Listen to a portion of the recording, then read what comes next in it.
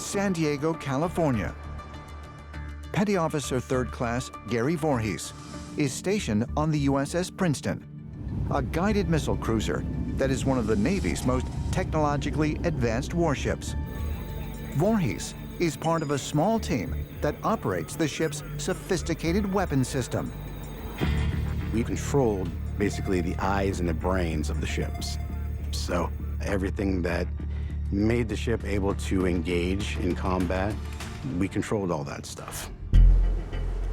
In November 2004, the Princeton and 5 other U.S. warships were deployed on a routine training exercise 100 miles south of Catalina Island. But soon after the maneuvers began, several mysterious objects suddenly appeared on the ship's radar. We were tracking these unknown objects. I personally only saw 3 at a time when I witnessed it, but other shipmates of mine had seen, 5, 6, 7 of them in formation, and it was always a loose formation. It wasn't like a perfect, V or anything like that. As Voorhees and his fellow shipmates observed the objects on radar, they struggled to identify the unknown craft. They were a little odd because they were flying very, very slow, and they were only running about 100 knots.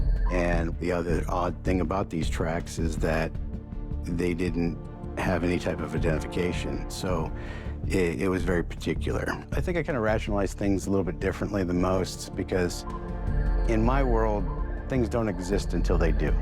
Things don't really surprise me. I remember cracking a joke when we first saw it. I go, what do we got, a fleet of balsa wood gliders going across here? Because, for them to go that slow, it was just odd. And then the moment that it did get a little serious for me is when I finally did get a command to take the computers down and run diagnostics on them and try to figure out if there was any issues. And so when I checked it, everything came out perfect, and actually the tracks were even much clearer even after we brought the systems back up. So they were 100% real radar tracks. After tracking the unusual objects for more than a week, officers on board the Princeton took action. They radioed the USS Nimitz aircraft carrier to deploy 2 F-18 fighter jets to get a closer look. But as soon as the jet fighters took to the sky, the mysterious slow-moving craft began to perform extraordinary maneuvers. And it was during this mission that the famous Tic Tac thermal video was taken by one of the pilots. When people see the Tic Tac video, they're like, it's a dot on a screen. And what made it so amazing is not just a dot, it's a thermal dot. It's one universal color. Where's the engine? The engine should be a different color. Where are the wings? The wings should be producing some type of friction in the air, which would be a different color. So there's no way you were going to have a thermal image of something flying through the air that didn't have a gradient of thermal going across it. So it blew my mind. And then I think at one point it went to 28,000 feet, just to 5 feet above sea level in like 0.7 seconds. These are speeds that would literally crush a human. And they're like, yeah, it is what you think it is. We're tracking, a UFO.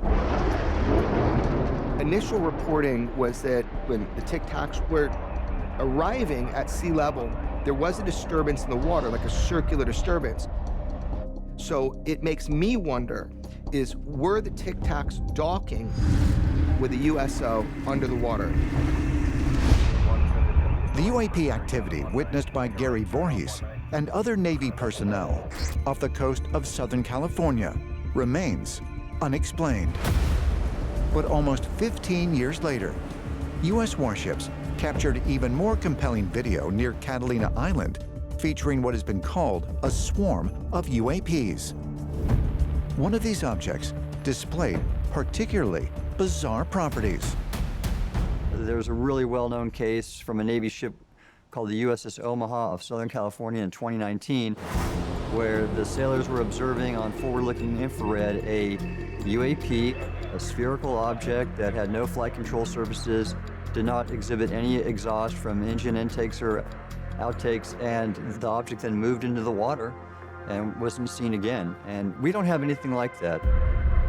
Whoa, it's getting close. The USS Omaha footage is fascinating insofar that there is no splash zone in the video, and I've looked at that video dozens of times. It's as if there's an artificial bubble that allows this thing to move through material without any loss of velocity.